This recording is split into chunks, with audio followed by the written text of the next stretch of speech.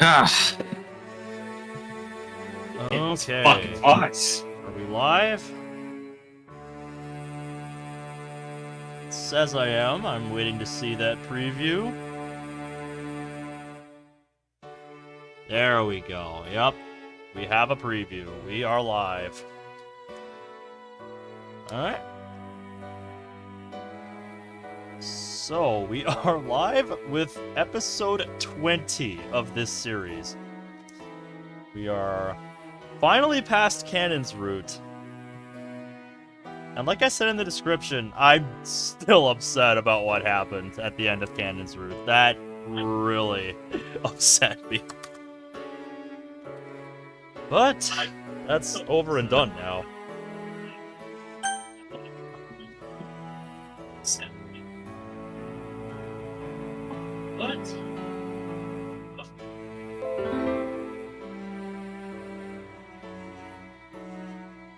Anyway, Caleb will be back soon. He's getting a drink before we go live tonight. Before we get things started, because we have to find our spot in the story now that we're at, the end of Kanon's route.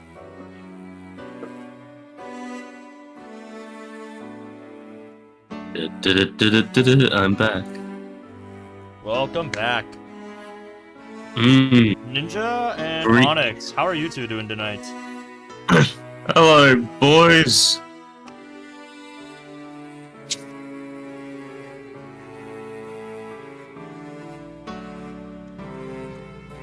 Fucking part 20. Yep. I'm gonna quickly switch my display. So I've got my laptop that shows like the thing. So I'm gonna go like extend these displays and yep, keep changes. So I want 2 to be my main. Yeah, 2's my main. And yep, I'm just gonna move good old chat to my laptop's window so There you go. you bastards don't take up my chat screen. You're Go doing chat. okay, Ninja? Good to hear, and you're just chilling, Onyx? That's what I'm gonna be doing over here now that the hockey game's over. Our boys got a shutout tonight. Pretty happy about that. You load this time, chat? Come on. Oh, is chat not gonna load Let for me- you? Yeah, it reset. Like I had to actually go back into it, close it out. Now it's showing up again. Oh, lovely. One new mention: major events. Yep. We finished Kanon's route last chapter. Yep. Uh, Crazy to think we've hit episode 20 of Ninja. this series now. Jesus, like, fuck. We're thinking it's a milestone that we're going this far, and now, like, finally, like, I think, how long Kanon's route last for? Like, fucking, like, 5 episodes when we actually finished Tsubaki's route to now? I'm going to the playlist to check that for you. Let me find it here. Yep, here it is. Full playlist, full 20 episodes. So let's see. We finished Tsubaki's route in part 12, and we That's bloody started. 8 fucking...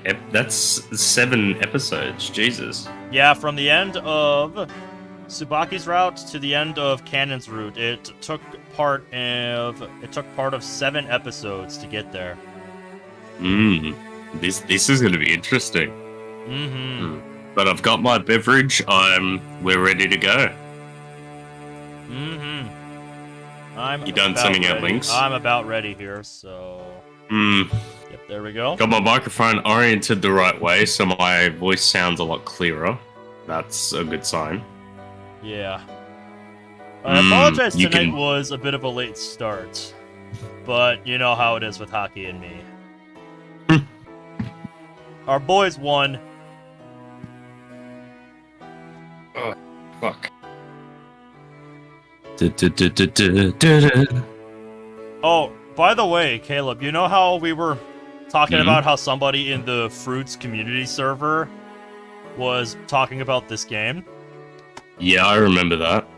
Yeah. It was in the Monica Root discussion chat, and no one's really said anything in there since then. And I found the name of the guy I was talking about. Who was it? It was one of the community mods, Charizard. Charizard? Charizard. Think Charizard. Think Charizard, but with a T instead of a Z. Well, I've never heard of him. Me neither. But yeah, I'll read you what he said. He said, I couldn't play Devil because the music annoyed me so much. I'm thinking about going back to it with the music muted and listening to his own. Fuck. Fuck, some people can't be helped. Yeah, he described it as swing classical. Well, what, does he want, like, pretty fucking piano music, like, toned up to the fucking, like, do-do-do-do-do-do? Yeah, I know that I don't know what he's expecting. It's a fucking, it has a classical fucking theme. Yeah, that's the kind fucking of the point. It's Go back to playing Katawa Shoujo and piss off. I don't get some people really. Like, do they understand, like, there are fucking other VNs in the world other than Doki Doki Literature Club? I don't get it. It's like, they think that that's, like, the highest standard. It's like, no, it really is not. If he's really fucking thinking... If he's bloody, like, complaining about the Devil on G-string music, he should fucking touch Steins Gate for 5 minutes. The music in that VN is trippy. I've never heard Steins Gate music. You'll have to pick one out. But yeah, the very next reply in that chain was... One VN/mod that had amazing music is Exit Music Redux, and I'm just like... Yeah, well, that kind of disavows the opinions of everyone there. Granted, a lot of the music in Exit Music Redux were just covers of fucking Radiohead. Uh-huh. So they have that to lean on, whereas this is like an original composition. Yeah, well, they're original covers of just classical fucking music, and they have a couple of their originals, but they still, even the originals follow that same theme. Yeah. And, like, it just, like, yeah, it's not for everyone, but, like, for anyone that, like, likes a good read, likes diving into a completely original story, Devil on G-string is a good starting point. That's why, like, I picked this very special for you to be the first game, because, like, it'd be easier to dive in. Like, probably it would make it, like, people would have thought that the first VN I would have picked would be the fucking Fruits of Grisaia, but, like, that's a fucking big thing to get into. This is like this had something easier for you to ease into the story, considering your background was just Sonic, Call of Duty, and DDLC mods. Well, I mean, that's the primary stuff that I upload to the channel. It's not all that I play, but it is a big part of what I do on the channel. Yeah, and it's like, what so I wanted do best, something. I would say. So yeah, that's why I wanted something that eased you into it, and this was the perfect choice. Yeah, from the little I knew about it, and I wanted to play the rest of it when I had the time, and yeah. So far, it seems to have had an effect.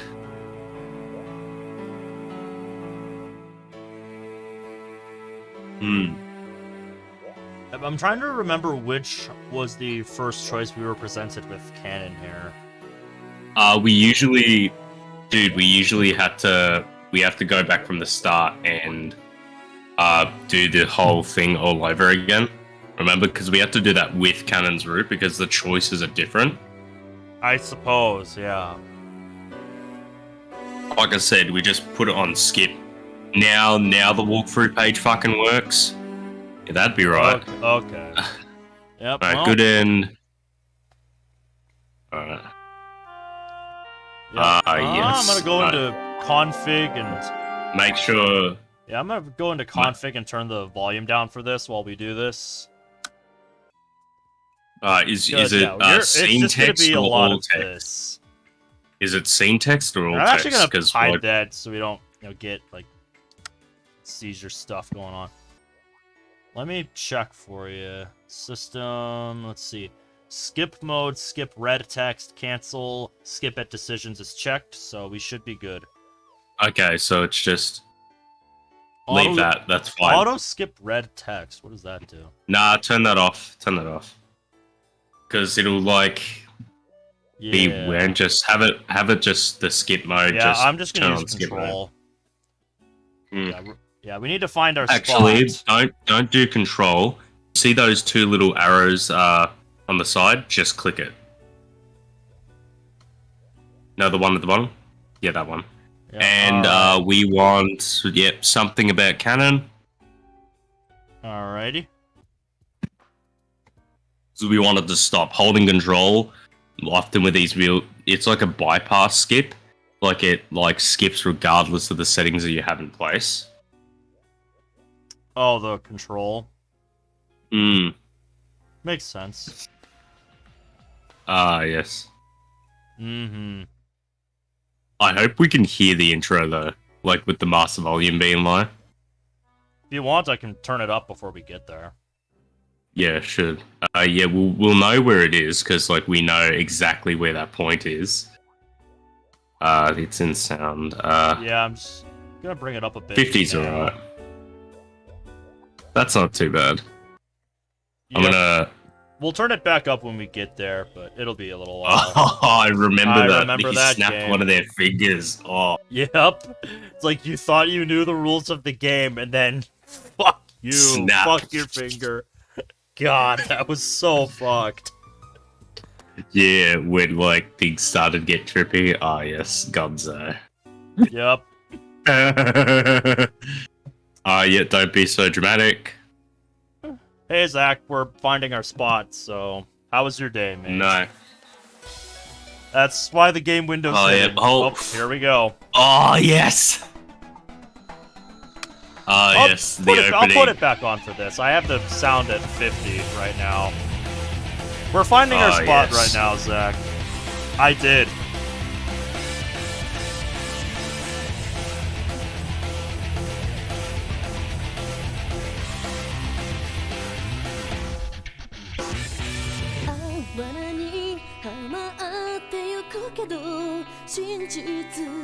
Watching this intro after playing it has a different meaning. Oh yeah.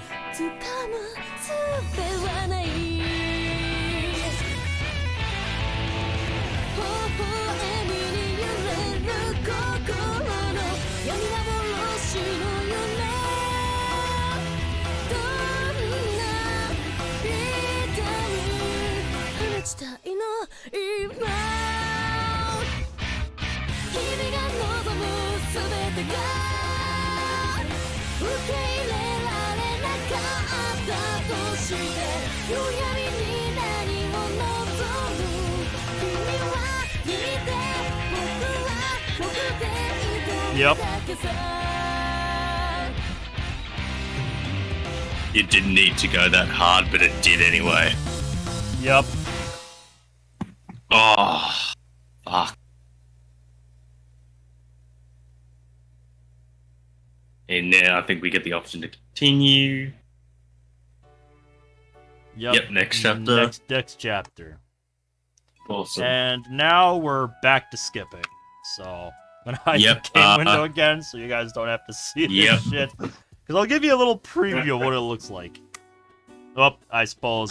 Make up a reasonable excuse. I suppose we hit a decision. That was not a good time to show what it looks like.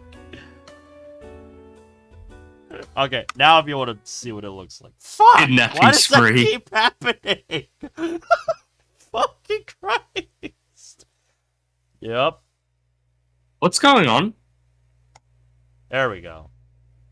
What's going on? What do you mean? What's up with the game window? What about it? You were mentioning like it didn't go away or something. I had my headphones out for a bit. No, I just was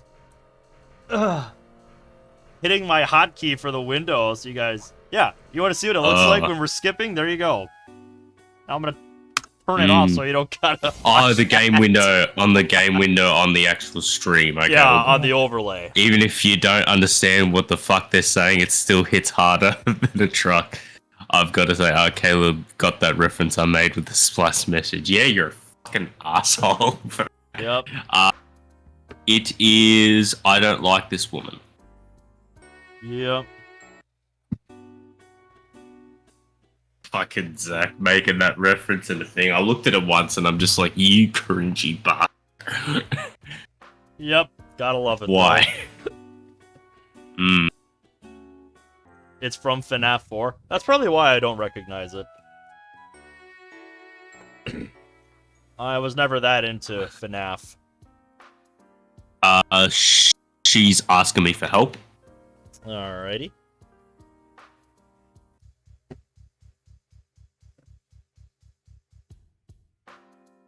Pour myself another drink. Good shit. Good memories, guys. Oh yeah, just watch it all this back in super fast forward. Yeah, just reminds me how far we've come in those 20 episodes. Yeah, if you want to, if for someone that wants a quick recap on the Tsubaki route, we basically got involved with Tsubaki and her family, and Mao kidnapped Tsubaki's little brother in order to force Tsubaki and their family out of their home, which the Sano group had heavy interest in the land and property. Yep. And there's a lot more fucking details to that, but like that's basically the sum of chapter 2 and pretty much Tsubaki's route in the story. Yep, pretty much just that in a nutshell. A wild blast has entered the chat. And we... How you doing, mate? How's it going? We want to get involved with Tsubaki and her family. Alrighty. Back to skipping we go. Expose Aichi's lies or let it be. Yeah. Expose Aichi's lies. Fuck Aichi. Yep.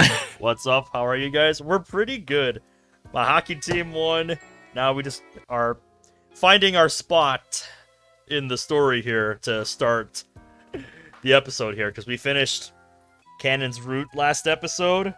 So now we've got to find our spot. Finally on episode 20, which is insane. And yeah, this series we're going on to. We're still skipping through chapter 2, and it's on all right now. Worked from 8 a.m. to 4:30 on a science project. Damn, that's a full work day. I bet. Yeah, that is a long time to work on a science project. There we go.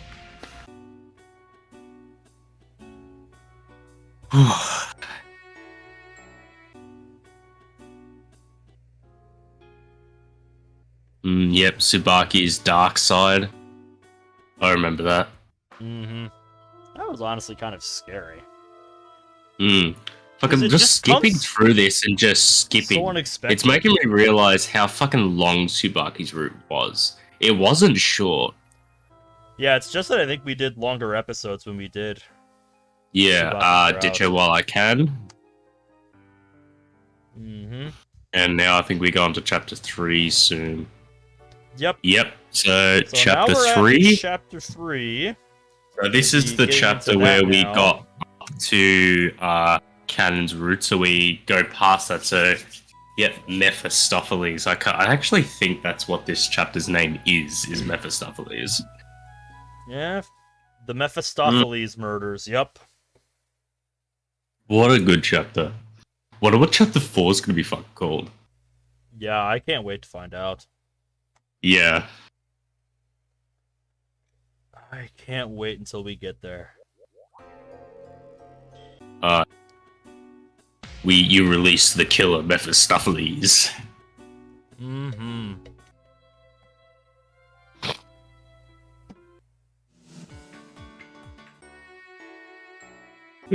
Shit. Oh, pardon me. Fuck. Yep, it's all good. Yep, so I can't say no to her. No one says no to Kanon. Hmm. Oh, yes, I guess Shiratori Mephistopheles. did make some appearances and Yeah, but she hasn't made much. no, like, she it's does been, not like, make fleeting. much of an appearance. I'll go ahead and lie down.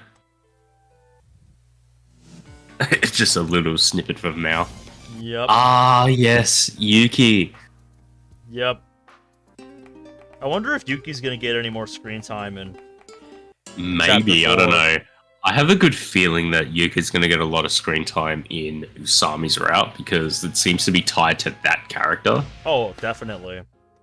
I mean, Because it I was doubt, Usami, like, it was Usami that called her in to interrogate Mephistopheles. Because it seems like you get, like, those extensions to the characters. Like, you have, like, what's her face? Kanon's mother. I doubt you'll see her in any other routes because I never saw her in, like, fucking probably Tsubaki's not. route. Maybe, I like, doubt news she's reference, gonna be a but, major player. no doubt about it. And I'm assuming Yuki will show up in, like, Asami's route as a more definitive character. Where, oh yeah, she interrogated Mephistopheles and then Gonzo's men beat him to death. Yeah.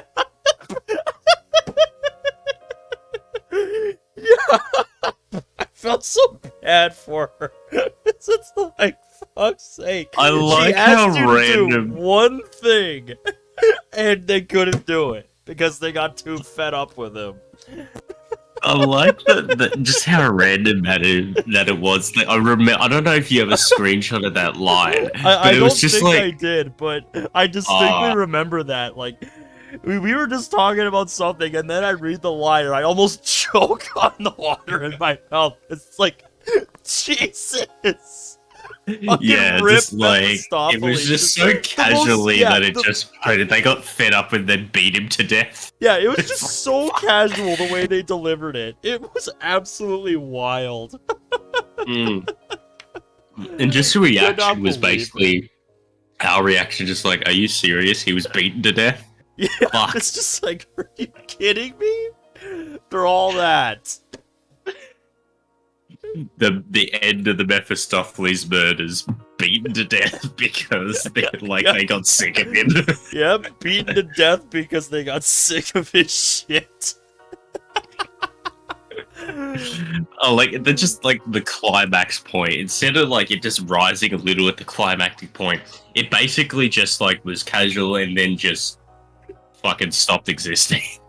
Pretty much. There was no redemption. It was just like the writers were like, "Yeah, do we have anything else to do with Mephistopheles?" Nope. All right, let's just kill him off. Yep. Move on to the next thing. Yeah, beaten to death in a basement because the goons got sick of his shit. No, that's how you handle characters' climax points. Absolutely. Alright, so we want I'll avoid the subject. The last choice of chapter 3. I was about to say, yep, doesn't let me skip anymore, so... Alright, here we go. We found our boys. spot. We're back to it. Yep, we found our spot. I just jumped in, but that was beautiful. Just us talking about Mephistopheles getting fucking Yeah, you're bashed. just in time, understand. We just found our spot to continue the story here. To Shiratori's route it is. Yes. Move the window over a little bit. There. With a bit of Claire de Lune. I cleared my throat. Sorry, Kanon, but can it wait for another time? Is that what you want? Yes, I'm sorry. I tried to be as cold as possible. It's no big deal. Sorry for acting all strange. Yeah, I think this is like her being lonely and that.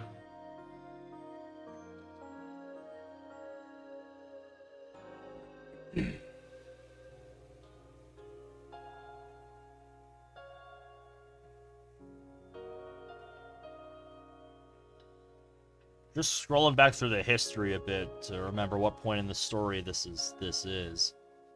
Yeah,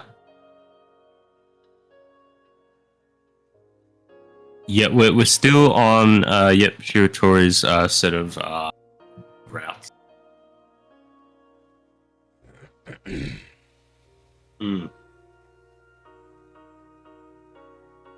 Alright, I think we got it. I'm sure we'll, since this is fresh, this is gonna be new, you know? Uh-huh. I'll avoid the subject. Alright, let's do this. Like you said, I'm pretty busy. Yeah, I know. Okay then. Great. You should take your bath now. Yep. She hurried into the changing room. I don't feel anything. Snow outside is constantly changing. It falls silently and will disappear by morning. I've always looked at Kanon as a source of income. That's all. Ugh.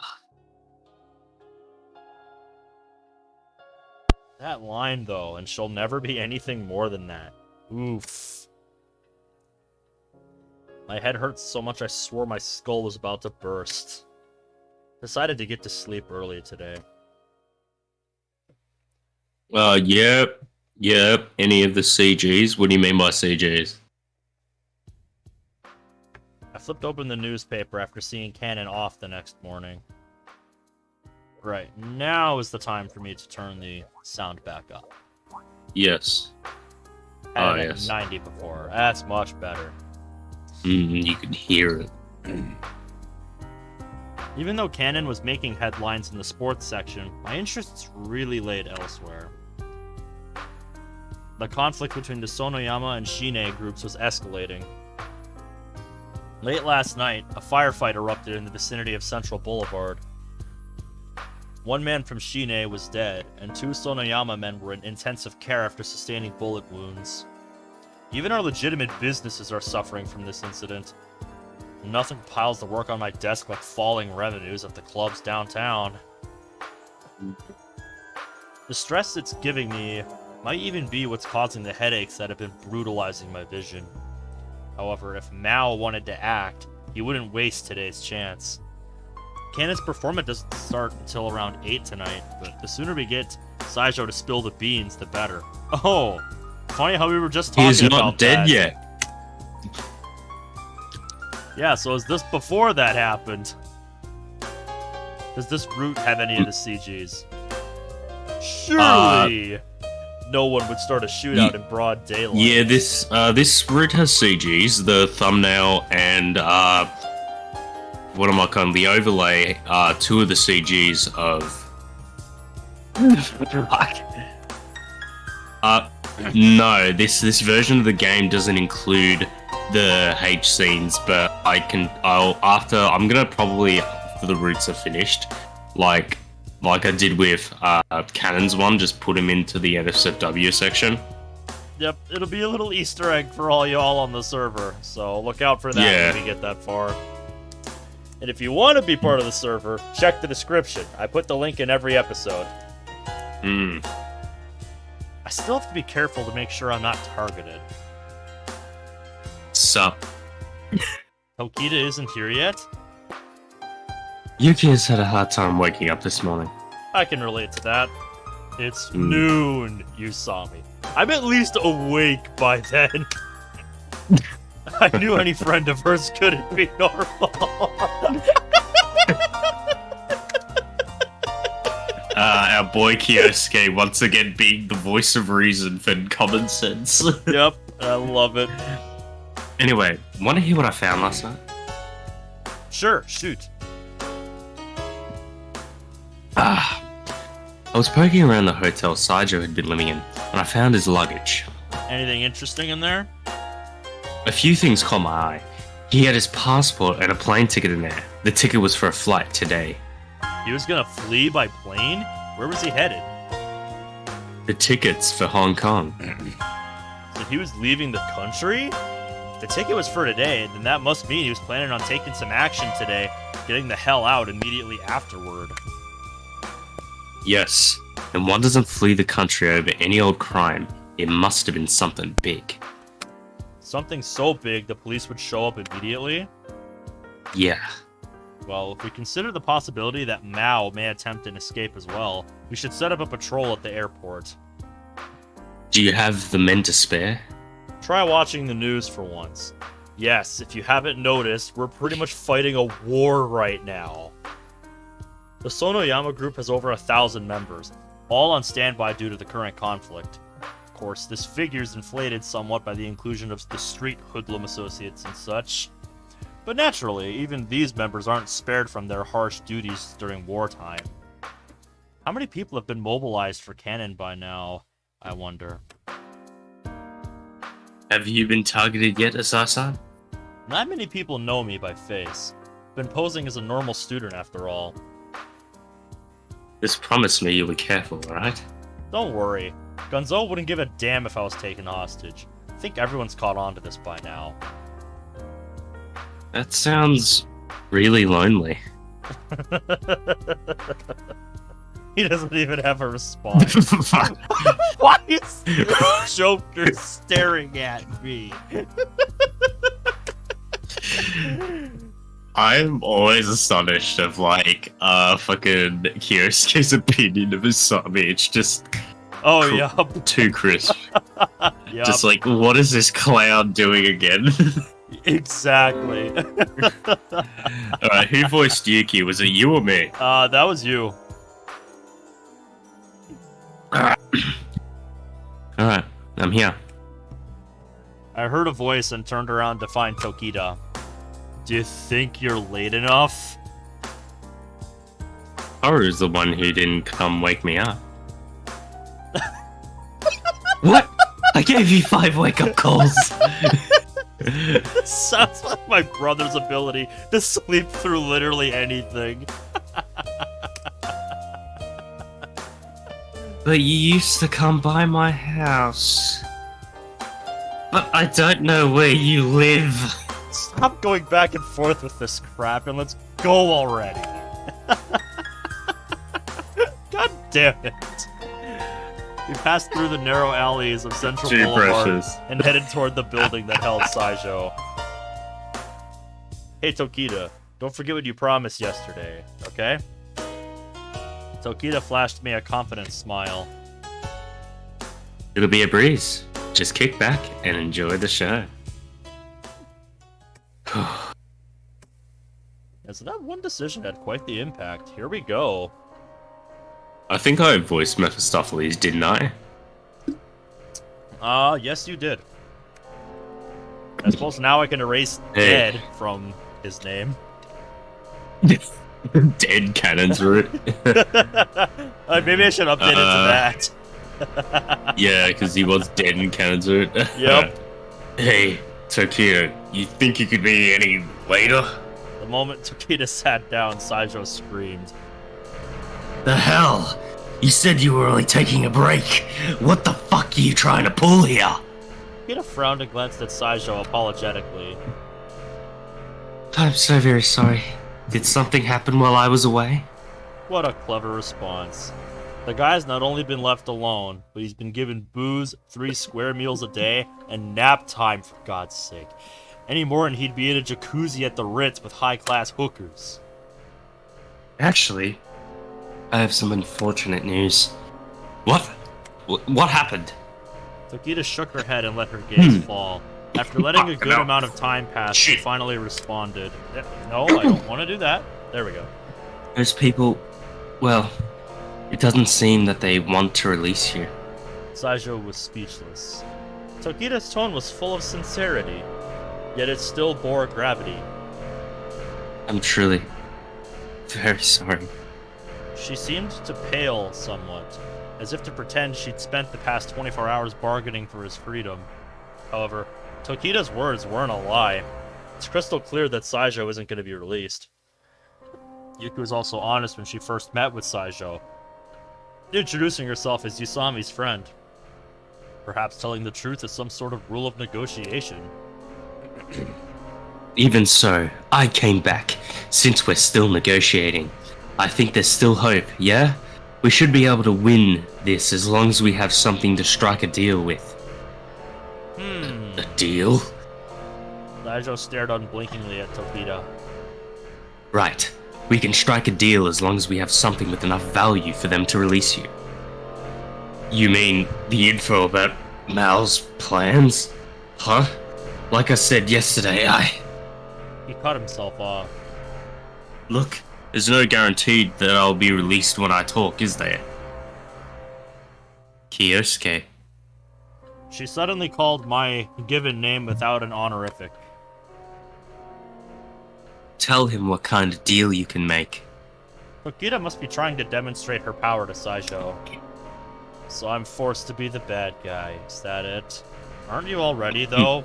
But yeah, I guess he doesn't want to more see ways than one. Uh-huh. If you don't talk, you'll be killed. However, if you tell us about Mao, this whole thing will blow over smoothly. The son of the head of the Soneyama group. I'll probably inherit this position. You can take my word as the organization's word. I just pulled shit out of my ass. I love that. I just pulled that out of my ass.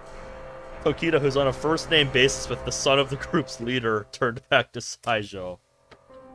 That's what he told me earlier too. I pushed for something more reasonable since you care far too much about honor to talk. He kept silent. Silence is probably the only thing he can manage. His pupils erratically focused on the floor as he ground his teeth. How about this? Having used a low voice, as if to whisper to him alone, Tokita immediately got his attention. His eyes switched back to her as he listened intently. Let's pick up from where we left off yesterday, Saijou-san. At some point, she cast off her reverent and respectful diction and shifted her pose forward. Do you still remember what we talked about yesterday? We were talking about me. Right. I want you to know about what you wanted to do today. There's no pressing need for you to talk about Mao. In the end, you'd only be talking about your own actions. How am I supposed to know if you let a part of Mao's plan slip? Tokita must be trying to say, I'm the only one that won't scorn you. It'll all be okay. Everything will be okay if you just tell the truth. And you're a fan of the truth, right? I thought you were tired of all the lies and deceit in this world. Was I mistaken?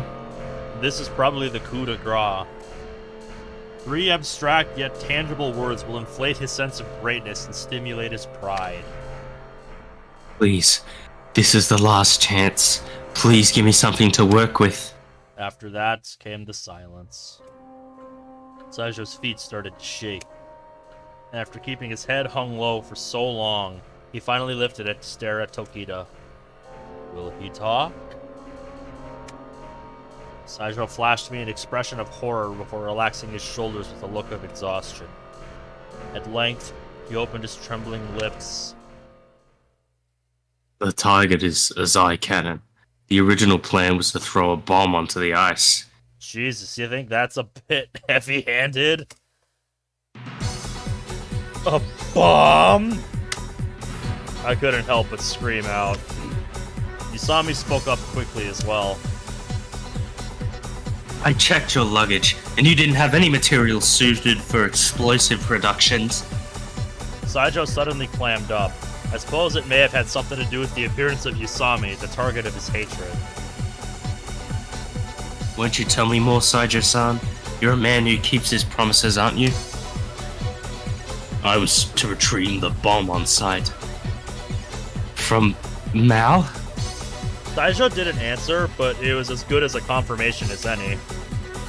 Zai-san, is it even possible to smuggle a bomb into the arena? I don't know much about bombs, but can't you make pretty small ones these days? Seems like it'd be a cinch. All you'd have to do is stash it in your pocket and walk right in. There are searches at the entrance, but that's more for things like cameras. They won't actually do a thorough inspection of your personal belongings. Unable to control myself, I inched closer to Saijou. Why? Why Kanon? That's not something I would know. I'm just helping a friend. Calm down, Azai-san. This is directly related to Mao's original goal. What? The threat was about forcing a loss on Kanon from the very beginning. So you're saying he's resorted to direct violence? I don't know too much about the power of a bomb, but if Kanon's injured at all, she's done for. When were you planning to detonate the bomb? I don't know the specifics. Don't fuck with me. Tokida's hand stopped me. He's not lying, I promise you. He said he was going to throw the bomb on the ice, right? That means it has to be during either Kanon's warm-up or performance herself. One of the points at which she's out there skating. Yusami also presses closer to Saijou. And did you say just now that you were going to retrieve the bomb on site? Yeah. Does that mean you've met with Mao in the past? Right. Oh, yeah, do a line, sorry. How is the handoff supposed to go down? I've never seen him before. Our first meeting was supposed to be today. He scratched his nose while he talked. Where were you going to rendezvous? Inside the arena? Outside? Inside. At the concession stalls? A restroom? A seat? He said he'd contact me with the meeting place at a certain time. And when would that be? Around 8. He said that all I had to do was wait at my seat until the phone rang. Yusami kept on nodding. Alright, one last question. Do you think he'll try to accomplish this task even without your help? At that, Saijou cracked up. Of course, Usami. He hates what figure skating has become. There's no way he'd forgive an insolent little girl like Azai Kanon. His laugh only grew louder and more maniacal, reverberating around the tiny room. Yeah, he'll absolutely go through with it. It's no use. Even if I tell you everything I know, Mal's way too smart for you. Even if I'm captured, he'll just formulate a new plan to outwit you. Mal's already killed 2 people, and yet the police don't even know he exists. Yeah, no matter what I say, it won't change anything. It sounds as if he's trying to defend his weakness for confessing. He's killed 2 people? I pressed ever closer to Saijou. Who was the second? I thought it was only that designer. Huh? You still don't know? The other was that ballet dancer he pushed into the sea. So that's what happened. There. Now hurry up and release me. You're gonna keep your promise, right, Takeda? You haven't told us everything, Saijou-san. She shook her head. There's something you're trying to keep from us. You know, like, what Mao looks like. Saijou's eyebrow twitched. It must be true that you've never met. However, if you were to meet, why didn't he tell you any features to identify him by? Fine, he'll be wearing a wool cap. Mao is a tall, thin man wearing a black wool cap. Thank you very much. Takeda blossomed with a gentle smile that I hadn't seen before. Goodbye. We'll probably never meet again. What did you say? Saijou's eyes widened in shock. Wait, you... You tried to tear my haro to pieces with a knife. Takeda spoke harshly. I didn't lie. I'm really not a lawyer. I thought you were trying to save me. Well, yeah, about that. You killed your own sister but didn't try to atone at all. The only way to save someone like that is... Takeda's gaze was flashing bewitchingly. Well, you understand, right? He didn't move a single inch. He just maintained that glare. All that remained was a sad man, harshly beaten far too many times. Ooh. The sky had already started to darken. I'm glad to have met you, Kyosuke-kun. Tokido wanted to shake hands with me. You were a big help. I guess I owe you one. That won't be necessary, right, Haru? Yes, man. She was saluting for some reason. It seems like the two of you have quite the ordeal coming up. Good luck. Tokido waved as she disappeared into the crowds of the lavish street. First things first, I'll go report to Gonzo. Azai-san, do you have the tickets for the event tonight? Oh, right. You can have mine. Go ahead, I'll meet you there. I'll keep watch at the entrance for now. Sounds logical. Mao might already be in the arena, though. Alright, let's split. Usami ran off with an excessively high-strung voice. Ooh, Koniko. Day 1 of your mod Starlight is finished, and it's now being coded. Nice! Why is Kyosuke sore? My fever's acting up again. And now of all times. Yeah, good for you. I stormed into Gonzo's estate and quickly explained the situation. I'm sending every last man we got to surround the Shin-A Group's headquarters tonight at 9. I can't spare you any people. I realize the situation with Shin-A is of the utmost concern, but Kanon's life is at risk. The order has already been issued. I'll be overseeing the event personally. We can't stop the operation at this stage. Yeah, he's basically saying, you're too fucking late, man. Right, but... You can take the house guards if you want. Yep, that's all you get. But... Are you gonna be alright? Very well. I've already prepared 10 tickets, so we should be ready to move. Just give Haribe the plan and leave the details to him. Use him well. Gonzo appeared to be on a high in the face of the upcoming hunt. I contacted Haribe and headed towards the arena. It's near 6 o'clock. Famous skaters from overseas are battling it out on the ice. The crowd is boiling to a heated frenzy. Sorry, Azai-san. Though we were nearly drowning in the sea of people, I was able to meet up with Usami. I didn't spot anyone who might be Mao. There's a chance I might have missed him. This crowd makes it easy to miss someone. According to Saijo's confession, Mao was supposed to be wearing something like a black wool cap, right? Yeah, but there'd be no reason for him to wear it the whole time. Exactly. And something that nondescript keeps it vague enough where it could be just about anybody. Yeah, but we have to keep in mind that we know who fucking Mao is. Yeah, so it's I know. Like, Mao's probably factored Kyosuke in this plan as well, because he always has. Oh, absolutely. Right. Suppose not. Hats are pretty conspicuous. At this rate, we'll just have to wait until Kanon's performance to begin the battle. I understand, but first, on the off chance that Mao's somewhere nearby, let's split up and look around. He's a tall, lean young man, right? Yeah, but randomly searching doesn't sound very efficient. Still, I guess it's the only thing we can do at this point. Pretty much. They're kind of just scrambling around, seeing if they find somebody that matches the description. Let's do a loop and meet back here. And let's see how long that takes.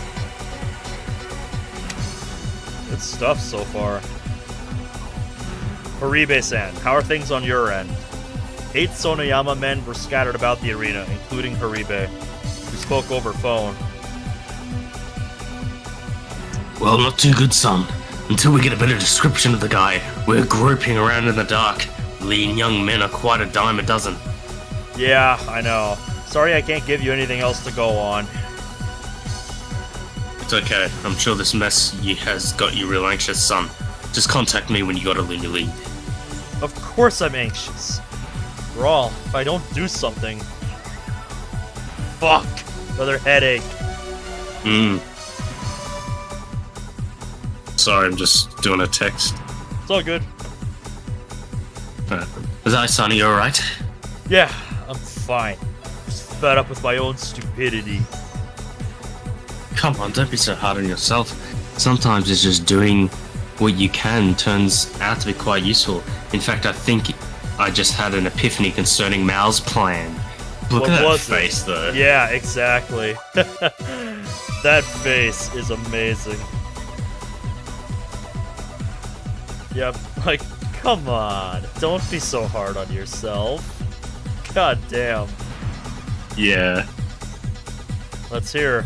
Well, it pertains to an issue we hadn't addressed yet. How do you suppose Saijo was to throw the bomb onto the ice? I don't know, but what's so special about the way he'll throw it? I tried to adjust my blurry vision by kneading the bridge of my nose. Boys, we know what's gonna happen. It's coming. Yep. Are you sure you're okay? Yeah, don't worry about it. Just tell me about your epiphany. The devil's coming. Mm-hmm. Well, have a look at that stall. You saw me pointed in the direction of a nearby kiosk. It's a flower shop, correct? Yeah? What about it? She suddenly squinted. You really must be in bad shape. I told you not to worry. Very well. Remember that Saijo had a ticket to Hong Kong? That implies he intended to escape after his crime, correct? Sure. Yuki would have likely have been hurt if I'd spoken up to her about it at the time, but Saijo's confession as it stood was too outrageous to be true. The scenario was completely unrealistic. It would be literally impossible to escape the arena after openly throwing a bomb onto the ice. Yeah, you're probably right. There's plenty more security here today than just our Yakuza. Exactly. If he would throw a bomb from his seat, he'd be brought down in seconds. I think I'm beginning to understand her. However, from what I've seen, there's one particular moment during which the spectators are free to approach the rink and throw something into it. I give a firm, slow nod. The flower toss. You got it. After each performance is over, the fans throw flowers into the rink from their seats. You've really been thinking about this. Kanon's the most popular Japanese skater right now. You'd be willing to bet Risk is flooded after her performance. The rink, sorry. Yep, and along with that flood, a bomb will be thrown onto the ice in the guise of a bouquet of flowers. And knowing how much people love Kanon, I'm sure the flowers thrown tonight will rival a small garden. Thus, it'll be impossible to see who threw what. Of course, if the police were to investigate, it should be a relatively simple manner to identify the assassin by examining trajectories in the arena seating plan. If that person flees overseas before the analysis comes back with any results, it'll again be difficult to chase and catch him. So, what next? I'd say despite this pandemonium, if we don't find Mao before Kanon's performance ends, it's all over. Easier said than done, Usami. I'll stay near the flower store and keep an eye on things for a while. That'll be a waste of time if he smuggled his own flowers in. And flowers aren't necessarily the only option. Fans throw stuffed animals onto the rink as well. Funnily enough, there's a tradition in NHL hockey where if one player scores 3 goals in the same game, they call that a hat trick. And it's a tradition that the fans throw hats onto the ice after the 3rd goal. Oh, yeah? That's why they call it the hat trick. It's pretty funny. Especially if it's a player on the home team. The rink just gets flooded with hats. It's amazing. Saijo was planning to make contact with Mal around 8. I guess that's when our match will be decided. Skaters are warming up around then, and the spectators are free to roam about the arena. However, Usami shook her head, unsatisfied. there's one thing that I like about this is the attention to detail about these plots. That they're like bringing in like realistically, like you can't just throw a fucking bomb onto the ice. Yeah, it's not that easy. Yeah. So it's like actually realistic thought, which I love it. Love when VMs do this. I can't shake the feeling that we're one step behind this one. How's that? The intel from Seijou has brought us a long way, wouldn't you say? I suppose that's true, but... Usami grew silent, lost in thought. What? Are you scared? No. You're scared, Usami. You could always escape. What are you talking about? Escape never works on the Demon Lord himself. Usami walked toward the flower stall with a smirk on her face. I need to get searching too. Kanon's life is at stake after all. She may be a little short-tempered. She's a simple, honest girl deep down. There aren't many who understand her, but I at least have no choice but to accept her wholeheartedly. Wow. Such compassion.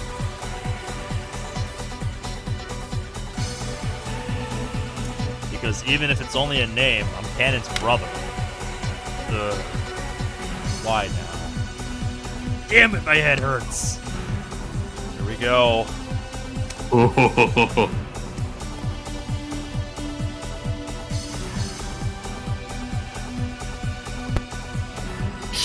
Now, here we go, boys. I checked the hands of my watch. There are still 15 minutes before 8 o'clock. But still, all communications from Seijou have ceased. What should I make of that? Did he spill the proverbial beans of our plan? If so, how much did he tell? I suppose that's the more critical question.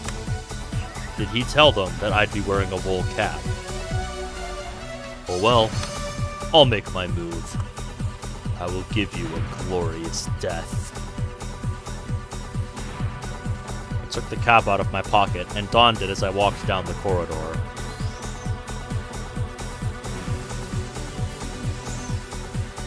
Tensions inside were running a record high. After all, Azai Kanon would soon take to the ice. The favorite to win, bearing all of Japan's hopes and expectations, showed herself in the rink. Amongst the passionately cheered masses, Haru's shoulders were suddenly grabbed. Have you seen the young master? It was Oribe. No, I called him just a moment ago, but he didn't pick up.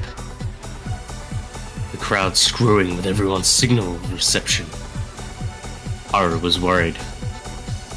Kyosuke had been white as a ghost the last time she saw him, and he could barely keep standing.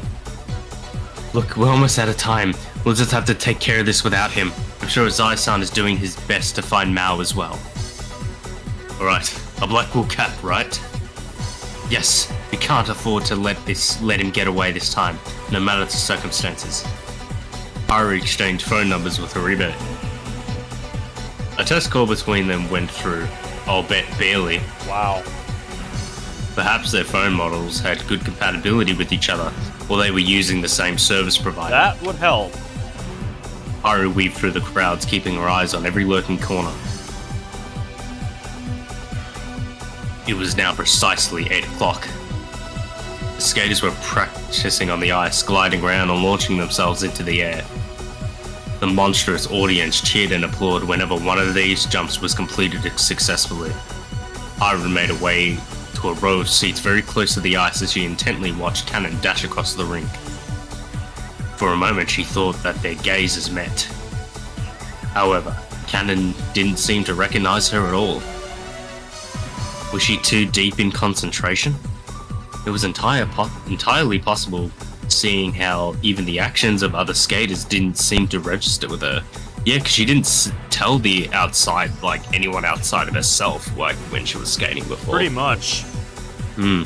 Haru turned her head as she meandered through the rows of seats. There! A black wool cap! And that silhouette. That unforgettable silhouette! This was without a doubt the man who escaped her by a hair's width on Central Boulevard. Haru followed the man in the aisles with her eyes.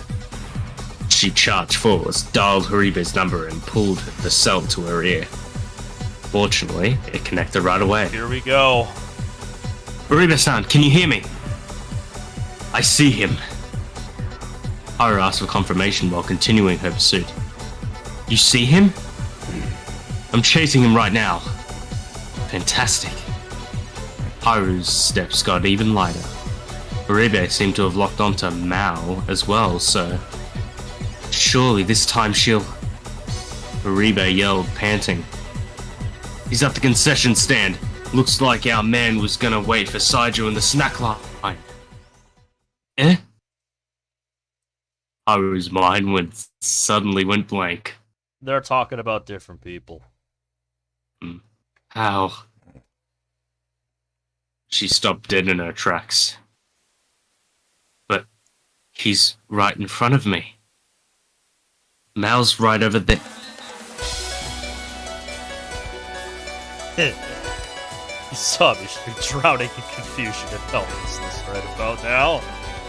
The only lead she had was the cap, but there are dozens of men in the arena wearing one at the moment. My decoys were chosen according to their height, one similar to my own. There's an area in this town that serves as a sort of community for foreigners who've come here to work away from home. As long as one is willing to pay, it's a simple matter to gather a crowd of ready and willing henchmen. I gave them tickets, ordered them to wear the caps, told them to wander around the arena wearing a large black coat. I'm sure every last one of them thinks all Japanese look alike. I was still careful to make sure they didn't see my face during our dealings. Their fees were paid entirely in old bills with non-sequential serial numbers. One would be hard-pressed to pull a lead out of the decoys. So, what are you going to do next, Usami? New CG. Here we go. Another cat. Uribe's voice was getting closer. One had been spotted near the entrance, one beside the washroom. The arena was rapidly flooded by men in wool caps, black wool caps. What a nightmare. Absolutely. That's a big oof. Uneasiness started to set in. She had already figured that Mao would hatch some sort of plan. After all, if he is aware of Saijo's capture, then he would have no other choice. Mao had already planned this whole charade after realizing that Saijo would leak information regarding the cap. No, Mao's Japanese, so yes, I'm sure. Calm down, Haru. Haru reprimanded herself as she crashed into the spectators all through the crowded passageways of the arena. She chased the cap closest to her. There shouldn't be too many of them. She began to think out loud to Horibe. Mao was using foreigners as decoys. Naturally, this was to hide himself. However, he couldn't have prepared more than a dozen tickets or so. It'd be too eye-catching if he brought over 20 tickets at an auction. Even if he used multiple usernames at an online auction, the police could pin them down to one person if they investigated the matter. Yep, IP. And in any case, it was very likely that this was an impromptu plan Mao concocted on the spot. This crime was originally intended to be carried out by Saijo alone. Saijo's failure forced a change in plans upon Mao, and there hasn't been enough time since his capture to prepare a full-blown scenario shift. We just need to calm down and get them one by one. The warm-up period will be over soon. When the competition resumes, the crowd halls will subside. Crowded halls will subside. However, that also means Haru and the Suriname men won't be able to move around as conspicuously as they are now. Haru felt a stare of the security guard as she finally arrived at the next wall cap. No dice. She quietly glanced at his face and discovered blue eyes. He didn't react to Haru's proximity either. He had probably just been ordered to wander around. Uh-huh. Just in case she talked to him, but the foreign words he replied with weren't in Mao's voice. Here we go. According to my observations, I'd say there were 10 people chasing me, including Usami. performance was about to begin, and the audience was hushed in anticipation. If someone ran around now, they'd attract attention. Kanon will be the third skater to take the ice. I'd say it'll be about 15 minutes until she does so. That leaves less than 20 before the audience begins to throw her flowers. Still, I can't believe it's turned into another game of tag. What a spirited young woman. Very well. Catch me if you can.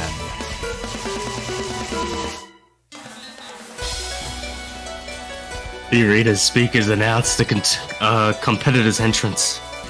After a brief cheer, the crowd quieted again like an ebbing tide. It was about time for Haru to stop running around.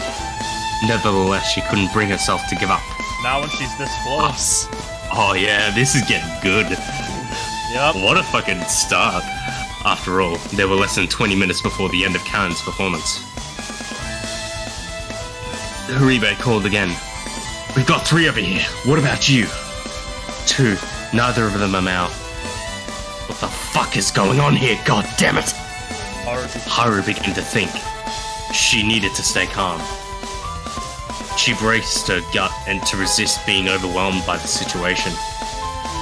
If this keeps up, we're going to be stuck with no choice but to rush the ice at the moment Miss Chan's performance ends. We've got to protect the young miss. If that happens, there'll be an uproar. Rumors will be plastered all over the front page. Still, Kanon's life is the most important consideration. Suddenly, another black cap appeared in the corner of Haru's vision. That makes 6. Hey, Usami-chan, Uribe said as a once-fading anxiety grew stronger again in his voice. You sure you got your facts straight? Pardon? Well, I mean, your man Mao knows that Saijou got caught, right? Right. Then why would he still wear the cap? Don't you think he's realized this and realized his goons spilled the beans? If that was the case, then why did so many people wearing black caps appear? Haru checked the 6th man while talking. But you're obviously right, Haribe-san. Mao must have known that Saijou told us something, and following from that, it would have been fine for him to just show up as himself. After all, we have no idea what he looks like, but he wasn't planning on wearing the cap. There'd be no reason to prepare decoys. But you have to really consider, like, this dude likes the game. Oh yeah. The cat and mouse. Exactly. Game of tag. So what does that mean? That Haru still didn't know. Why would Mao bring these decoys here? The more accomplices he uses, the more chances there are for a perfect crime to be ruined. The decoys must bring him some benefit that's more enticing than the obvious risks. Perhaps he was trying to outwit Usami and the rest by thinking one step ahead again. Exactly what he's doing. Right now, Mao is probably capless, casually watching the performance. However, as Usami told Haribe just moments earlier, that would defeat the purpose of the decoys. They make his pursuers grow restless, which in turn makes the security guards more than a little angsty. Security guards are on edge would undoubtedly make things harder for Mao when he tried to escape after throwing the bomb, wouldn't they? Let's chase down the caps, round them all up. Oh come, lovely child, oh come thou with me, for many a game I will play with thee. The simplest answer was that Mao really is just playing a game. It wouldn't be surprising seeing as the situation mirrors the Miwa family's kidnapping in many ways. Yes, it does. Mao took their ransom in a glorious fast despite the risk, and hiring the decoys might simply be a similar act of flamboyant confidence. Then again, that confidence would suggest that Mao exists somewhere amongst the caps. He's saying, catch me if you can. Yep. The first girl must have finished her run. Whoever fucking says this music, that fucking dickhead, I'm just listening, this... I don't give a fuck. Whoever that idiot is, he's a fucking idiot. Exactly. This music is great. The first girl must have just finished her run. A wave of passionate applause rang out and faded again.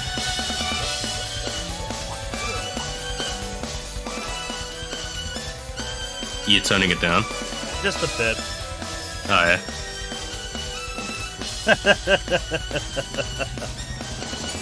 I retrieved the backpack from the locker at the end of the hall. Its contents had been prepared well in advance. Explosives and computer-controlled detonation equipment. Technology has made the world so convenient, hasn't it? Man's progress has reached a point that even bombs can come in user-friendly versions for us laymen. Costs a pretty penny, but I'd call it quite the bargain considering the worth of a human life. Step by step, I continued to move. I glanced at my watch. It's almost time.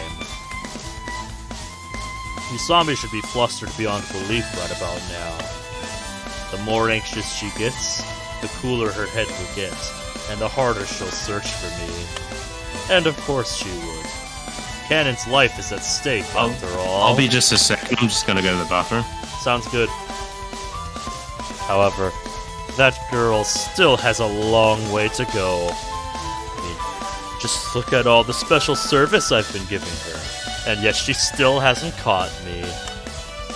Oh? Looks like I played a little too much.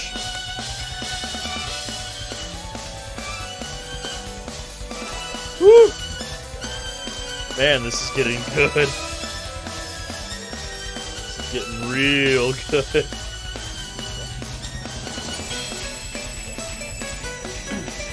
Well, I'm glad to hear that things are going well with Starlight after that mishap, Koniko.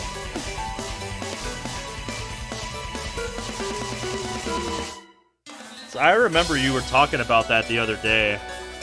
That was pretty devastating. Like, you put all that work into it just to have it disappear during the transfer between computers. Like, that sucks. That really sucks.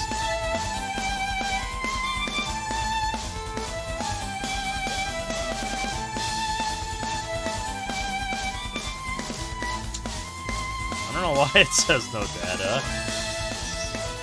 Looks just fine to me. Still going.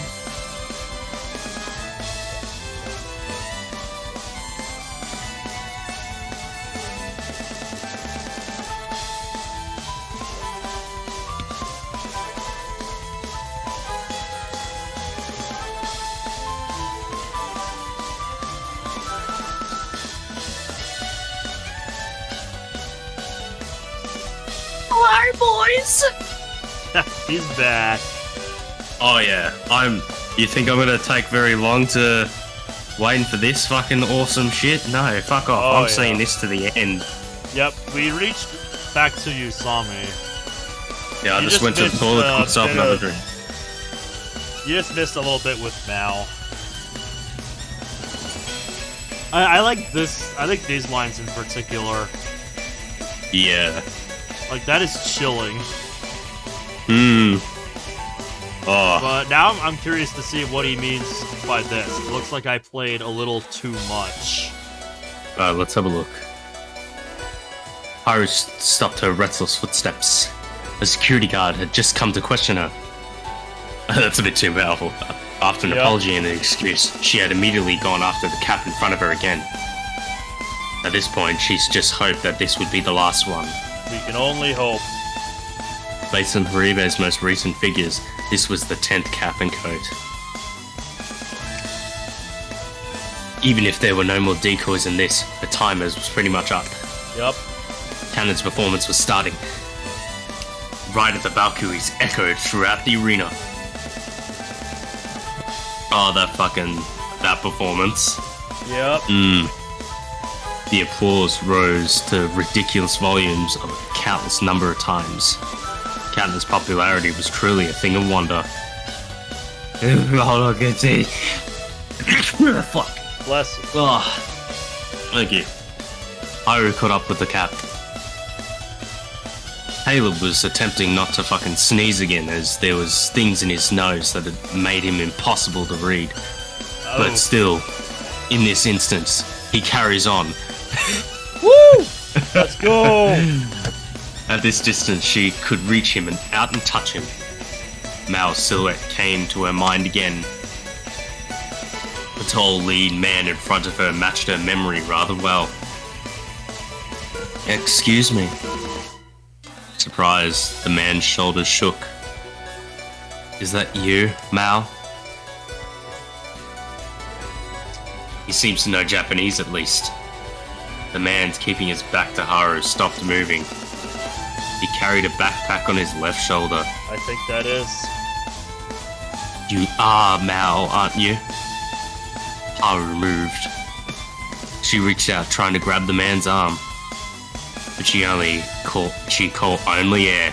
The man suddenly broke into a sprint. Haru gave chase, refusing to let him escape. Here we go again. She ran with all her strength and finally cornered the man into a dead end. He stopped running and slowly turned as he caught his breath. He had balanced features, a big nose perhaps, but sharp eyes. Haru moaned in regret. The man wasn't Mao. He clumsily started to explain that he didn't have a camera. Inside the arena, the average spectator isn't permitted one. But everything was explained after she looked through his bag. It was a false alarm entirely. But he was simply a young man that wanted to sneak a photo of Kanon. So, what am I supposed to do now? That's a big oof. Haru stood motionless, trying desperately to rouse her lost self. Kanon's performance was over. It was all over. At last, the audience gave her a standing ovation. Oblivious to her plight, Kanon showed her appreciation for the audience while doing a half lap around the rink.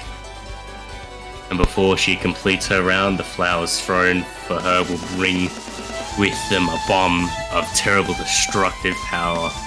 If this keeps up, everything will end before Haru gets a chance to do anything. Just like the time she disappointed Tsubaki, just like the time her mother died. How strange. At the last second, Haru regained her focus. The sounds around her no longer reached her ears. Indeed, the entire situation was strange. Now that she thought about it, everything seemed horribly wrong. There was discrepancy. She has been confused about it ever since Azai Gonzo approached her with a letter. Haru reconsidered the whole incident from the beginning. The suspicious points, which had been like a skyscraper in a rainforest, became unnoticeably as the forest grew. In an instant, Haru's scattered thoughts snapped into a single straight line. Still, there's no evidence. Haru didn't even blink. It was as if she couldn't move at all. And at last the roar of the crowd penetrated her concentration. The screams mixed in with the din slowly echoed through Haru's eardrum. She could have sworn they were mocking her, frantically shouting, "Usami lost." Here we go. Looks like I played a little too much. I almost missed the train to the Southern District. So that's what you meant. Guess I stayed at the arena for too long. I managed to catch the train in the end. I can't shake this nagging feeling that everything I do will fail. For example, Saijo. He was captured as a result of my underestimation of Usami. Using accomplices, constructing alibis, hosting a wild goose chase with decoys. These things certainly introduce a little variety into the concept of crime, but at the same time, accomplices are risk incarnate. In the end, Saijo revealed my plan. Case in point. A despicable human being. I was so kind to him, yet he betrayed me. Bit by bit, I've really come to understand that an accomplice is nothing more than a hindrance. Still, I can't help but laugh. Out of relief, that is.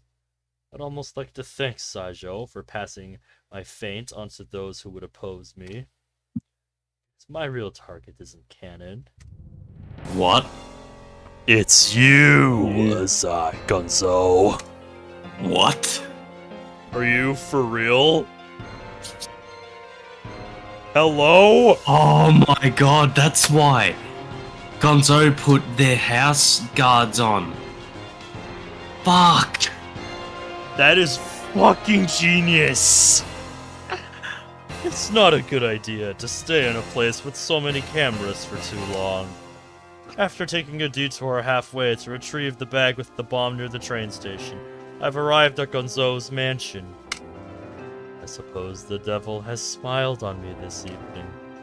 Even though I have expected it, I'm still shocked that Gonzo left himself defenseless, despite being in the middle of a war. It's a direct result of the continuous disruptions the Sonoyama Group has faced this week. Well, it would only take a minute to plant the bomb on the bottom of Gonzo's personal Mercedes. I'm confident that I could manage it, even if there had been security patrols.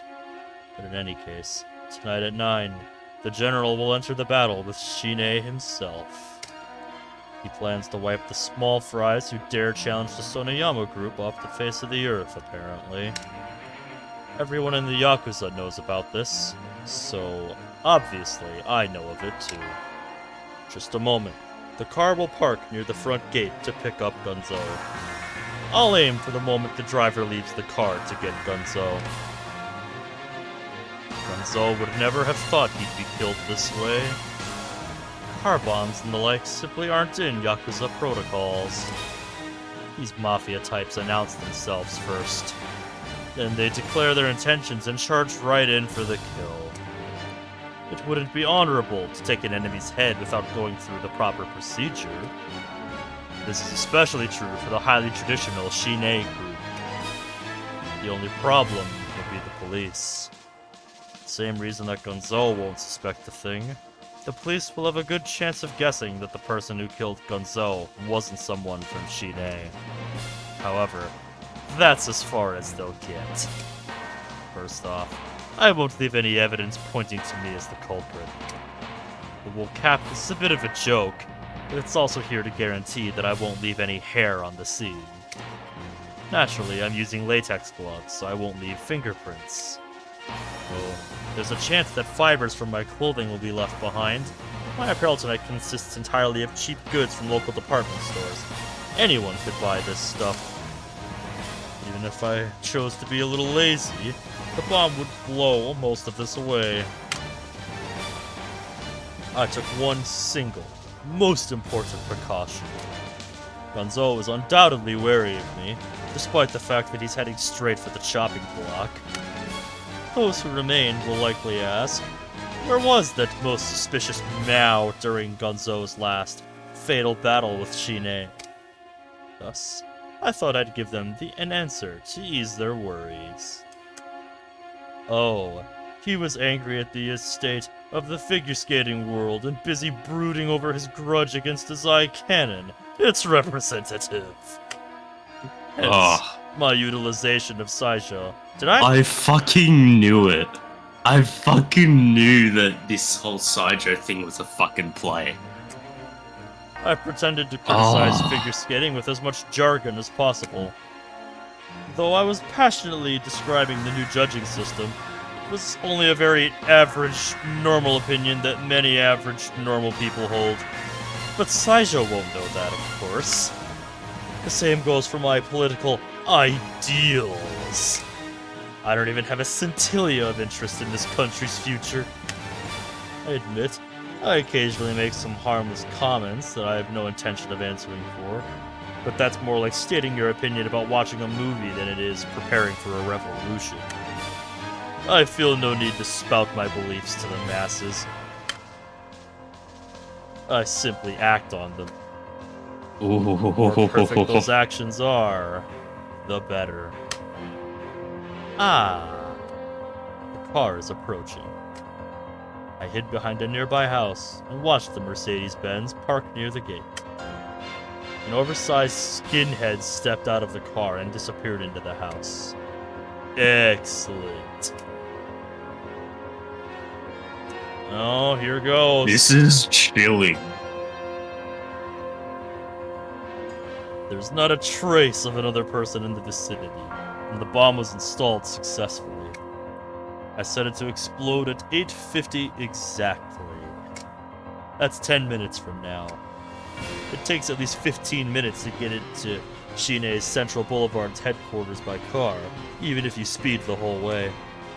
So in order to get there by 9, they must leave before 8:45. This way, the explosion will happen in the middle of transit.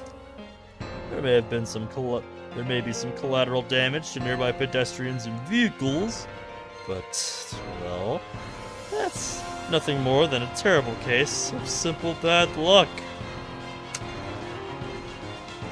Part of being alive is dealing with the senseless executions that happen every once in a while, just like my father's. Oh, I walked along the winter streets, the chill soaked into my bones. I have no qualms about killing a Zai Gunzo. Gunzo is an existence that must be destroyed, and I refuse to rest until this has been realized. Mother's mental illness was directly induced by Gunzo's ceaseless hounding. Her doctor confirmed this. And right now, Gunzo has mobilized his entire organization on either Shine or Kanon. Once your prey shows an opening, it's only natural to move in for the kill. Isn't that right, Gunzo? Finally, the hands of my watch approach 8:50. Oh boy. At any rate, Usami hasn't shown much growth. This ruse was no different than the last one that led her to the Plaza Hotel for rummaging through Saijo's garbage. She went through so much to get Saijo to talk, and the effort blinded her to the fact that he might have been misleading her, or misled himself. If she'd taken a moment to look at the big picture, she'd have realized that there were many holes in my presentation. But instead, she just slipped once again into the habit of focusing purely on what's in front of her. 8:50. Oh! oh, that put a chill in my spine. Oh! A thunderous noise erupted and echoed within my belly. I checked to make sure. The sky over Gonzo's house was illuminated. There were screams. It was considered the safest and most peaceful residential district in the city sank into chaos. A shallow hell. Very, very shallow. I looked down on the crowds that poked their heads out of their windows and patios. Just you wait. It'll only be a bit longer. I'll show you something far more interesting. I tightly shut my lips to stop my overconfidence in its tracks. From a strategic perspective, the victory of this battle was put at insignificant.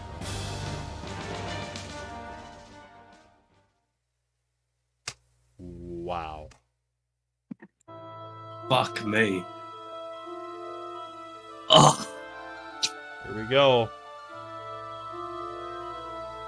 I wonder when we'll see that again. 'Cause fuck me.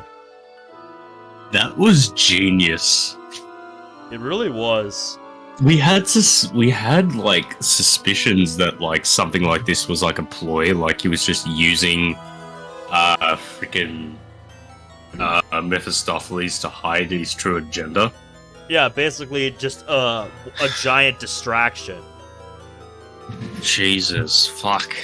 The ladies' short programs were all finished, and the crowd began to thin out. As if echoing my body's condition, my phone suddenly lost its signal, and I couldn't contact Usami or Haribe. While I'm dizzy and can't remember much, I know that I was chasing a man with a wool cap. But after getting swallowed by the crowd, I let him escape. Thankfully, there was no explosion. When I checked and saw that Kanon was safe, I suddenly felt all the weight being lifted off of my shoulders. Did Mao fail?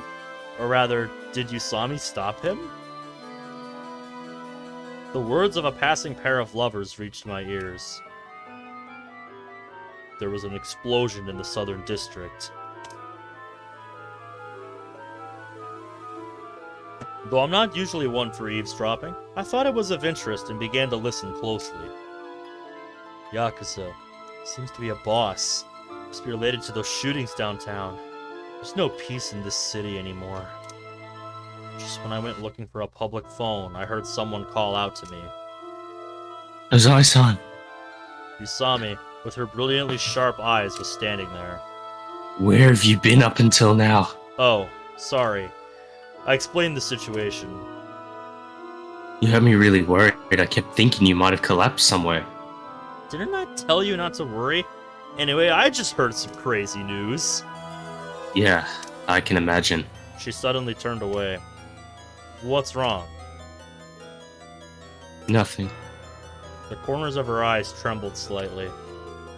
Sorry, I'm just a little overwhelmed. I was forced into silence. I don't want you to see me like this. She couldn't be more different from her usual annoying self. What a bitter expression. It took her a moment, but it looks like she's finally restrained her desire to cry out. Mind hearing me out? She almost sounded like a different person. I know it's pointless to bring out, but I noticed a few strange things at the beginning of this ordeal. First of all, Mao's first victim. The designer that made Kanon's outfit. The letter implied that Mao killed the man, but I personally doubt that claim. You think that being pushed from a staircase is really enough to kill someone without a shadow of a doubt? In the following days, I went to the site of the accident. The stairs are indeed very steep, and the visibility is downright awful, but it was a spiral staircase, so I think that even if someone was pushed, they'd be able to stop quite quickly. I was of that opinion that just the police had concluded this wasn't a murder but an accident. Really now? Mao pretended to kill someone. He might have merely claimed responsibility for the man's death despite having nothing to do with it. As usual, I have no proof of this though. And following this, Mao targeted a second individual, the ballet dancer Michael Judgment, who we had been unable to contact after he returned to his own country 2 months ago. Just in case, I went to the area around his old house in the Western District to make sure he was absent. So that was her reasoning for going there. If Mao wanted others to think that the dancers were killed, I figured that something might happen around there, and while wandering around I ran straight into Saijo.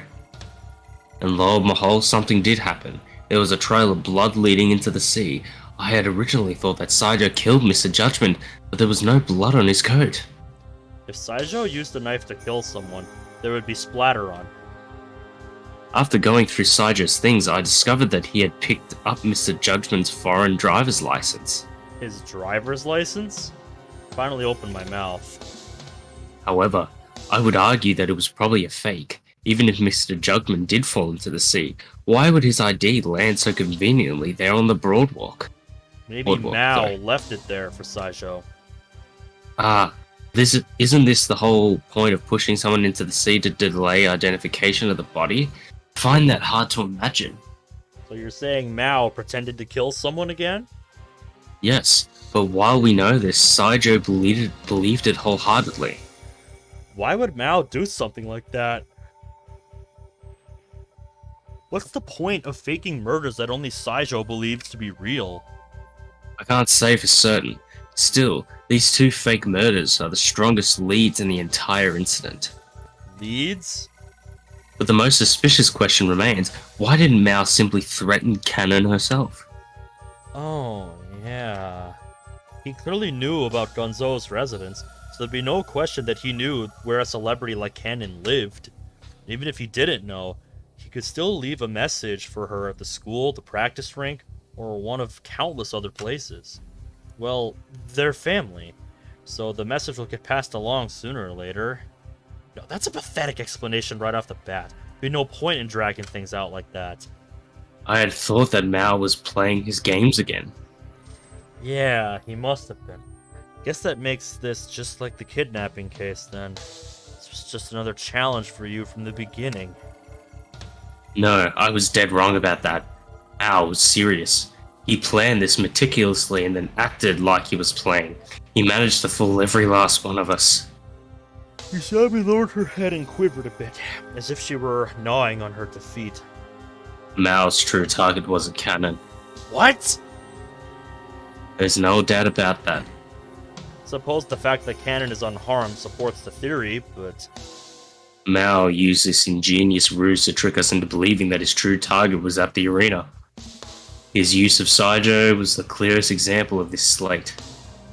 I'll grant that Saijou is an excellent specimen. Still, he would only be a hindrance at best to Mao, as proof he confessed to us in the end. Yep. However, that was Mao's trap. The more poorly Saijou performed, the more useful he had become to Mao. Chances are Mao had predicted this, even Saijou's revelations concerning Mr. Judgment's murder, and just that he had hoped we focus our attention on the arena. But didn't Mao treat Saijou kindly in an attempt to make him swear allegiance? What would he have done if Saijou hadn't confessed, or if we never even caught him? That's probably the one element of his plan which he didn't have control over. It seemed a safe enough bet, though seeing as Gonzo-san and his men were involved this time around, probably figured that no one would be able to withstand Yakuza torture. And that bet paid out in full, despite Saijou's resilience to Haribe's sadism. Usami once said that Mao would prepare a show befitting his audience. She was right. And after 2 days of interrogation and getting Yuki involved in this, I assumed the information was legitimate. I'd been had, just like at the hotel. We both were. Don't be so down. When you proposed the flower toss at the moment of truth, it seemed too brilliant to be wrong. Usami glanced up at me with very sad eyes. Thank you. I really mean it. I wasn't trying to comfort you. In any case, I understand your point now. Like you said, be no real reason for Mao to hurt Kanon. I was misdirected into thinking that Mao's target was our friend. Yep, that's sentimental value. It's a reasonable thought, seeing as that was the case in the Miwa kidnapping incident. Wait, so the real target is? The passing couple's conversation suddenly sprang to my mind. Yes, I came to that conclusion right before Kanon's performance ended. You know that how Mao loves his misdirection games? Yeah? Well, throughout this whole incident, who was the one being toyed with the most? You and... Azai Gonzo.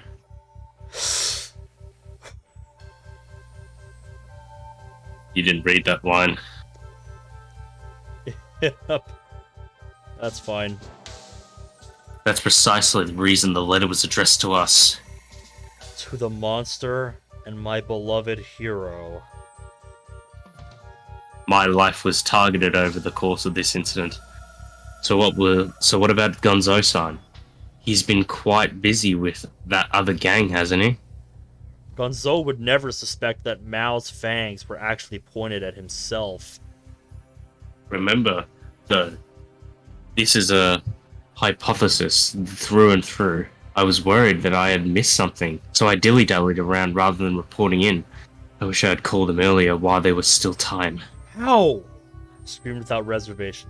Then, that explosion in the residential area of the Southern District was...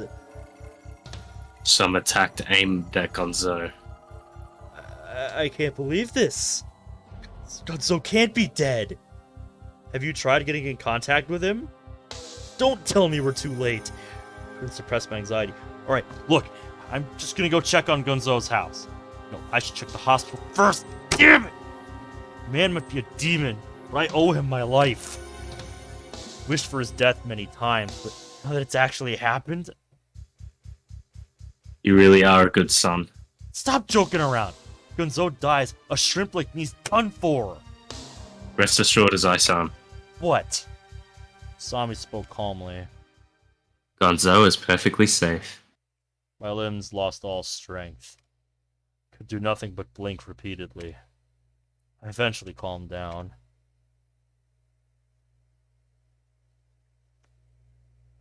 Soon after, Haribe came by and ushered us into a high-end club on Central Boulevard.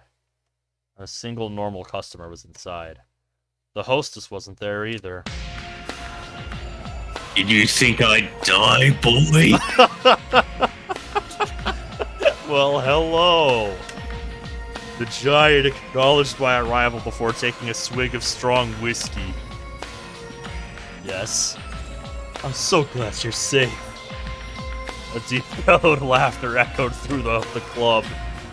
That Mal sure knows how to beat around the bush with his plans, but he doesn't know what it means to kill a person. If you want to hunt, you have to be prepared to die yourself. But that punk didn't even step a foot in my house. He just set a bomb and ran away. Then you saw through his plan to booby-trap your car? No, I have to admit Mal's a brilliant strategist. I bet he didn't leave a single trace of evidence. I was interested in seeing what he'd do when he came to take my life, but there was no way I couldn't predict that. Interested? We're talking about your life here. I knew that the kid was after my head from the start, seeing as the letter was sent to the rest of Isami's evidence. I didn't catch it until she mentioned it. But I wasn't surprised. There were too many suspicious points. I mean, pushed from the stairs? Stupid. Coroners aren't paid ridiculous amounts of government money to be unable to tell the difference between an accident and murder. Uh-huh. There was also the matter of the decoy, Saijo, and how those Shine bastards suddenly got their hands on a foreign firepower. But I should be grateful since that was the chance I took to leak information about my plans. Then your plan to march into battle tonight was... I'm different from Shine. If I want to catch my prey, why would I tell them about it? I'm well aware that he's a maverick among the Yakuza, but his radical philosophy is still difficult to comprehend at times. Yep, you have a good night, Blastaway. I'd love to see what you were drawing sometime, mate, if you don't mind sharing. We'd love to have you on the server to see it in the art sharing channel. Sorry to interrupt, boss. I just got done talking to Shine Group's leader. Nice. Naito. Yep. And? He says he wants to help you find out which of his men is responsible for this mess. Looks like he wants to come to an agreement. So the rat's come to beg for forgiveness? Yeah, I think he's ready to cut off a finger in apology. Jesus, that look in his face. He does not deal in this. What would I do with a finger? Tell him to bring cash. Well, I don't think he'll like that. He has a reputation to consider after all. I don't care if he likes it, he's in no position to disobey me. Tell him that if he can't pay, all of his men are dead. Shine's boss came personally to apologize. Yakunzo closed the door on him. Anyway, that's a story, Kyosuke. I was drinking here when Mao planted that bomb. Watching everything with calm abandonment. But he could afford to be this calm, I suppose, seeing as he'd predicted everything. I see. Your safety is more important than anything else. There's nothing else to be said. I bowed and walked to the door. You saw me. Yes? Keep a close eye on Kyosuke. I'm sure you know what I mean. You saw me without answering, followed me out. Damn. The twists That just little keep detail. coming. The twists just keep coming. Good lord. Fuck. That was good. Jesus. That was incredible. Absolutely Fucking incredible. hell. Thinking Gonzo's fucking dead, now he's alive. Oh, now I got a bit of a retrospective here. Hmm. In the end, my plan was simply not thorough enough. Setting things in motion without confirming the target firsthand was a mistake. I suppose I underestimated Yusami and Azai Gonzo a bit. Just a bit. I'll admit my defeat. There are many things one can learn from defeat. For example, Azai Gonzo really is something to behold. A lone hunting rifle can't kill him. Next time, though, I'll put you down for sure. That fucking line. Mm-hmm. Oh, and here we are. I'm back. Hey, you champ. Looks like you got a high score today, too. Kanon smiled and opened the bag she was carrying. She began to pack her clothes. What's going on? Nan-chan is going home. I mean, back to Coach's place. Really? You know I don't mind if you stay, right? Thank you. Another small smile came and went. Watching you stay so busy with Usami and Paparin is too distracting. There you go, thinking you're the center of the universe again. Sorry for being so selfish. What? Hmm. Shocked, I took a long, hard look at Kanon's face. What's with the Just tears, burst you? out crying. What's with the tears, you? Just barely see the tears shimmering on the surface of her eyes. I have no choice but to be this way, you know.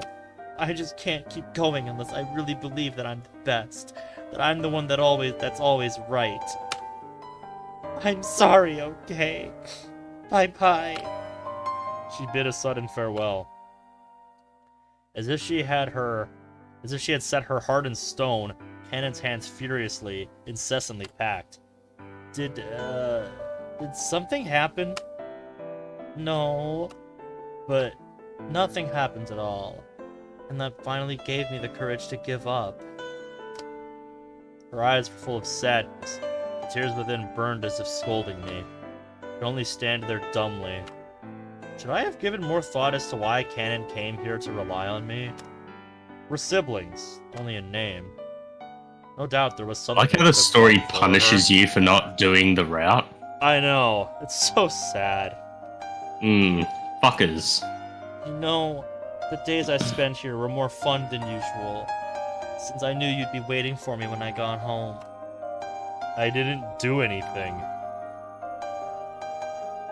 Until these past few days, I had forgotten about home and about family. You helped me remember the world outside of skating. I was confused, restless, and anxious. Something like a breath was welling up in my throat, and I had to let it out. Why not stay, then? I held a hand out to Kanon. I'm so sorry. I've been so preoccupied with keeping bothersome things from you that I completely failed to realize that you must have been doing the same. However, Kanon merely replied in a dejected, hopeless tone. The ice is where I belong. I'll be fine. Don't worry about me. She calmly returned my gaze with a smile. I'll keep going down my path. I'll make the Olympics. Just watch. Kanon had already closed off her heart. There was nothing left for me to say. See ya.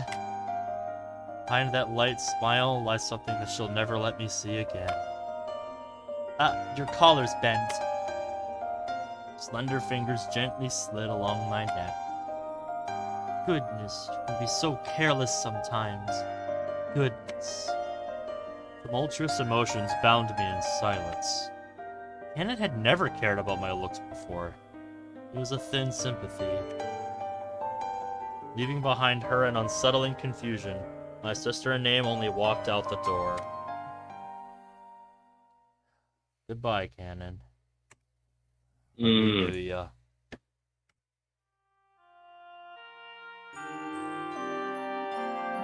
My turn. Yep, I'm just gonna refresh this because I can. good idea. Yeah, all good. Now chat's back. Okay, let's do this. The icy, salty sea wind stabbed the skin. The darkness of this particular night allowed the stars to shine and made Tomenbetsu City's populace all the more aware of the coming cold of winter. Haru sorted through the recent events one more time. This time with the Zaikanzo's power, she'd been able to force a stalemate. Yep. The pocket of this girl, bathing in helpless, began to vibrate, and a melodic chime poured forth into the night. Her will to fight burned hot once more. It was the phone Mao had given her. Are you enjoying the taste of victory? Are you joking? I'm relieved to hear that. After all, you've yet to catch me, Usami Haru. Focusing on the voice coming from the receiver, Haru bent down and looked to the bottom of the sea. Was the blood from an animal? A cheap fish from a nearby market. You knew the police could tell it wasn't a murder. That's why you had Saijo check and report it to us. Nonsense. I didn't think that far. I merely wanted Saijo to think I'm powerful, that's all. I even told him that corpses don't float in the sea surrounding this city. It was a far-fetched lie, but he was a pure one. He even believed that a nerve gas which could be thrown into a ceiling fan and kill everyone in the room could be easily produced. The tape on the bag at C5 wasn't his error, but your order correct? I needed to have you and your ilk follow the gambit, after all. Don't you think it was a good hint? Damn it. Haru clicked her tongue over. Yeah, sorry, my point. It was perfect. Thanks to you, we chased after Saijo with all we had. You really trained him to be a good boy, didn't you? Trained? That's not a very nice way to put it. He just wanted a little attention, you know? I merely granted that lovely child his wish and played with him a little. It's all the same. No, it isn't. He should be ecstatic. After meeting me, that pathetic, useless existence finally met spring. Even if he's slated to be exterminated soon, I gave him excitement and desire the likes of which he'd never known otherwise. Haru had already predicted Mao's next words. You're no different, Usami Haru. You finally managed to find me. After all, you're just a revenant. What you need isn't love or friendship, but an adversary or evil, something you can use as a pretext for your obsession. Haru felt the hole his devil had dug into her chest widen. Oof. Her face grew stiff, her breath shallow. Isn't that why you abandoned the violin? Keep silent. Endure it. Just endure it. Damn. The growing, licking flames of hate held Haru fast to the ground. She could only stand there, status quo, dumbstruck. Statuesque. Statuous, sorry. Yep. Statuous. Dumbstruck. I will play with you again. As the winter playground where spring will never arrive. Really now?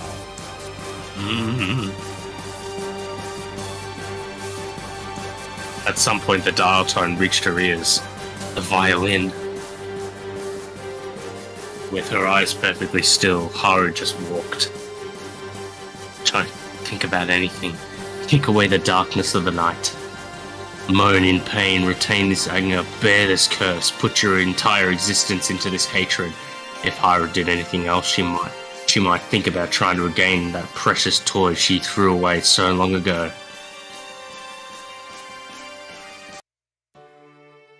And that is the end Wow. of Chapter 3. Well then. Do you want to end it off here?